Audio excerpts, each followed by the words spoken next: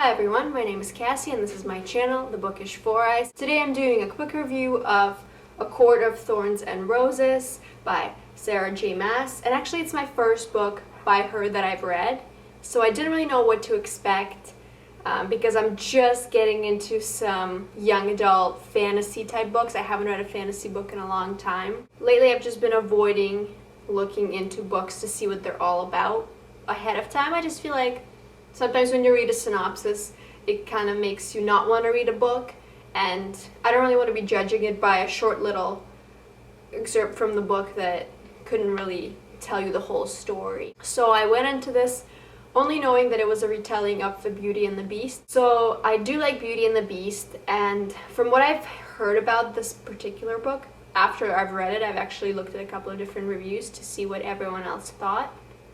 And it is a loose retelling, and I learned that the hard way. As I was reading the book, I realized that some things are very similar, and you can definitely tell that it is based loosely on Beauty and the Beast.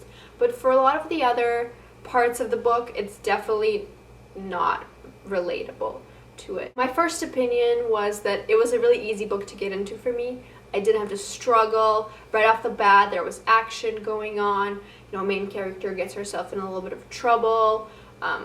She kills a wolf who turns out to be an actual fairy, and she wasn't supposed to do that. So the man who comes after her for killing his friend turns out to be a fairy, and he brings her back with him to his home.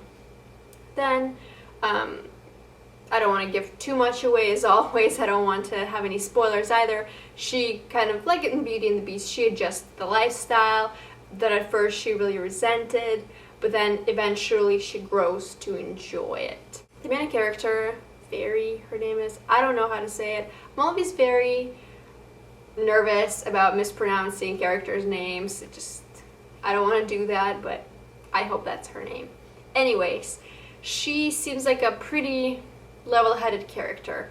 I know with a lot of characters, sometimes you don't like them, they're annoying, they do silly stuff.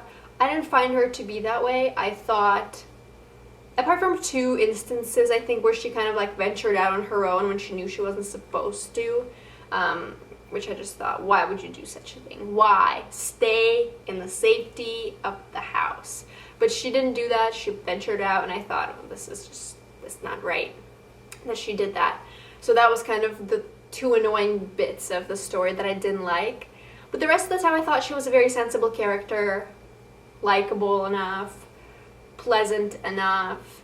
Other characters in this book, they were also good. So the fairies, who she ended up living with, they seemed like, at first you kind of don't really know what they're like, and you think that they might be bad or whatever, but then you grow to like them as well. There's also some romance, kind of like in Beauty and the Beast, so it does have that romantic side to it as well. I know most young adult books do have a romantic side to it. I didn't mind it too much here because it wasn't the main focus of the book. I mean, near the end, like the romance was kind of the main thing there, but I didn't feel like it took over the book. I felt like it complemented the story nicely, and without the romance, it wouldn't really be the same sort of thing. I guess when you get to the end of this book, you see that romance kind of, makes a lot of sense there, that there's a reason for it all.